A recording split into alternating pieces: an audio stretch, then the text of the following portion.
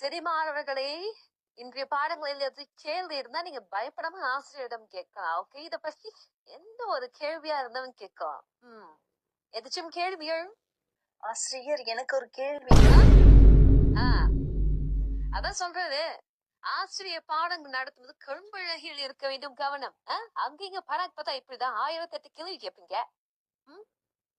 இப்ப என்ன கேள்வி? கவனம் எங்க இருந்துச்சுன்னா, ஆசிரியர் பாடம் நடத்தும்போது கவனம் எங்க இருந்துச்சு? கரும்பாலிகள் இருக்க வேண்டும். 2 மணி நேரம் உங்களுக்காக வாங்கன்னு எழுதிக்கிட்டு நின்றுகிட்டு இருக்கு. நான் நின்றுகிட்டு இருக்கேன், நீங்க உட்கார்ந்துகிட்டு அமர்ந்து இருக்கீங்க நாக்கல்ல.